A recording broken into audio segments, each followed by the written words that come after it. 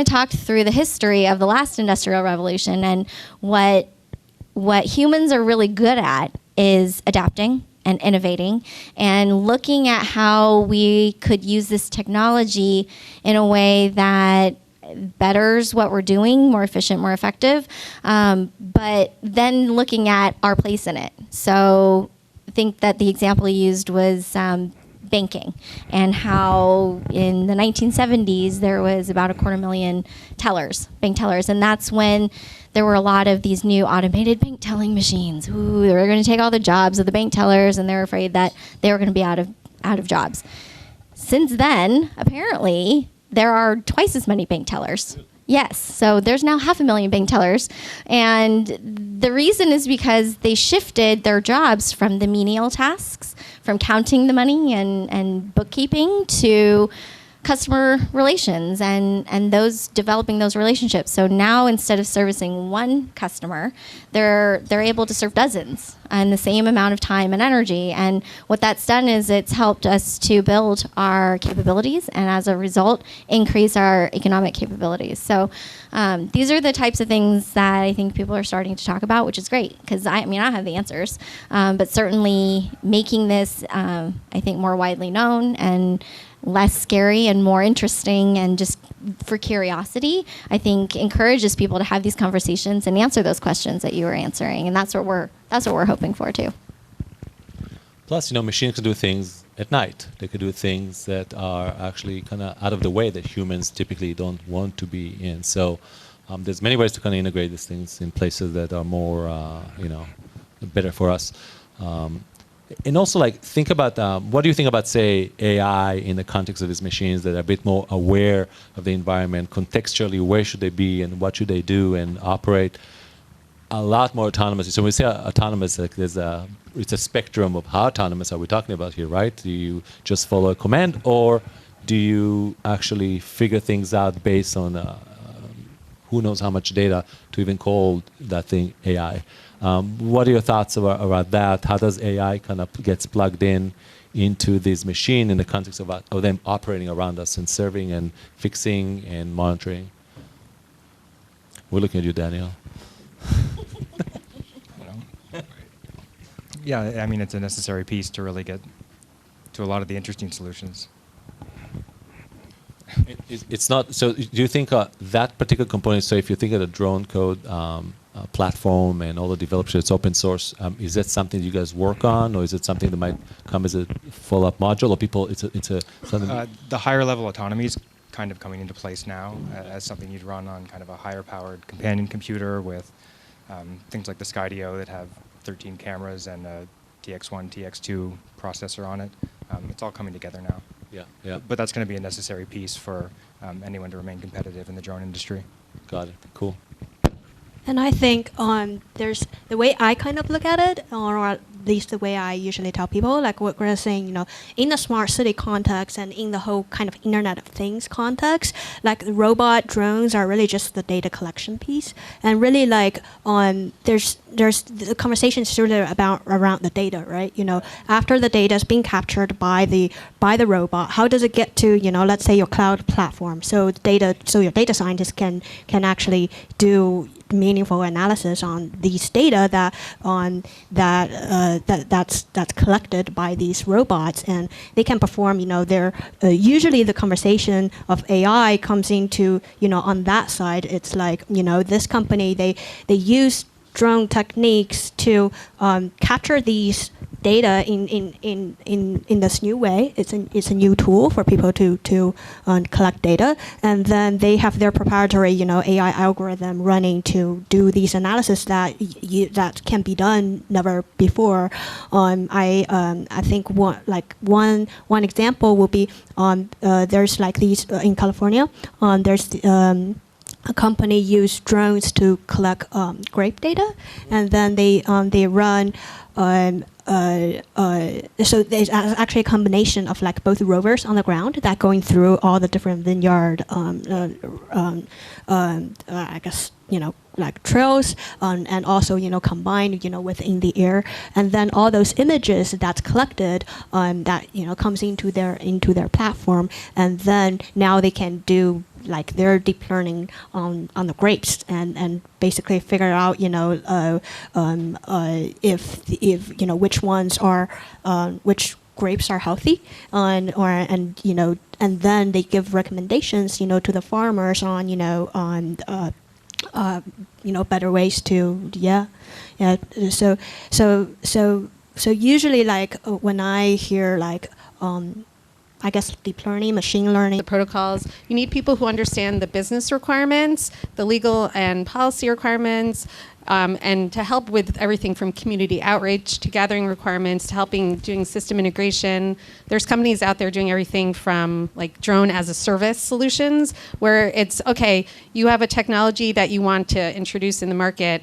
We can help with all these different people, these components, and it really takes an ecosystem of partners to be able to pull together a lot of it. So it's not always down to the module level. There's a lot of different elements. And I think that leads really nicely into what you and your group are working on about kind of workforce education, training, knowledge about this. I mean, I came into this learning about it at an event like this, where you kind of hear thought leaders or people interested in this space, and then you have direct access to the ones that are developing the state-of-the-art technology, where you can learn from them and figure out, how does this apply to me in my work, in my job, in my community, and then how can I get involved? And I think that the benefit of the events like this, and then having access to people, will help you figure out what will work best for you and either your community, your clients, or your business environment. So. Yeah, no, I think it's a super important point. I think it's extremely significant. It's probably at some point of the life cycle, as people start exploring these kind of companies and solutions, it becomes most of the work, and it's you can move pretty fast as a technologist, but when you have to deal with cities, regulators, etc., infrastructure, physical stuff that in streets, etc., in the sky, power wires, it is a lot more hairy and complicated. So I totally get it. I also want you guys, we're going to have Q&A, etc. at the end, but anybody here who's working on something that want to share their experience about, working with autonomous machines or drones that are, any war stories, something that happened to you that you want to share prior to the Q&A? Without being shy? It's okay. All right? Okay. Cool. Yes, go ahead.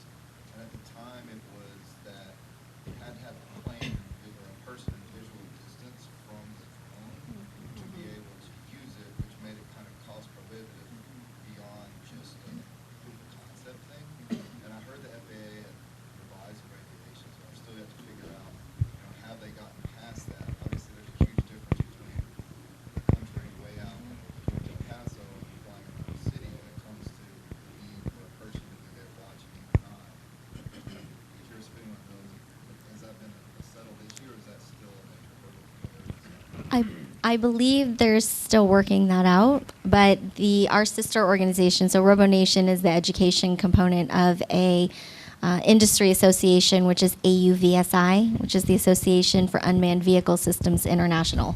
That's a mouthful. But if you go to auvsi.org, you'll find a lot of information about regulations and policy.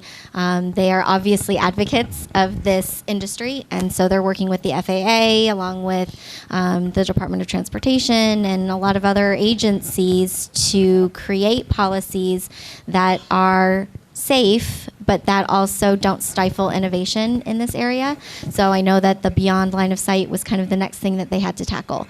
Right now they're working on training people on being remote pilots, and they've got some policies in place there, and now they're going to work on the beyond line of sight, which is really, as you said, very important next steps. So definitely check out their site, and if you want afterwards, I can try to find some contact information for you to learn more. Yeah. No, thanks for sharing. They've really exactly. They've really just locked that down. So, mapping both the urban landscape, the private and public sector areas where curb space, and what are ways to reduce the amount of traffic congestion that are caused by, I'm sure everyone uses, I shouldn't assume everyone uses, but if you have a phone, most people have been using online delivery services and various retailers, large largely prominent in the Seattle area, which is causing a huge influx of traffic in our neighborhoods and everything. So we're seeing a lot for kind of that final 50 feet of delivery, whether it's food delivery or other services, or I think they'd coined it the cooler on wheels that's going around and delivering all sorts of things. And I think you had mentioned it earlier about delivering medicine. We were talking earlier about, back to the idea of social good. What are some applications, if you're in a city like Austin or Seattle, that are tangible, that would be helpful to the community, not just the ones that want to order, through their food delivery service and get a pizza delivered within 15 minutes. But, we have a huge homeless crisis in the Seattle area. What if you can deliver things like, from the local food pantry, or, blankets or clothing and medicine, things like that, and trying to think kind of outside of kind of our normal creature comforts about how can we help the disadvantaged, the people that might not have access to, a huge data plan on their phone, that would be able to use these drones or rovers or other things for good purposes. Versions, right? To give you an invitation to buy one soon.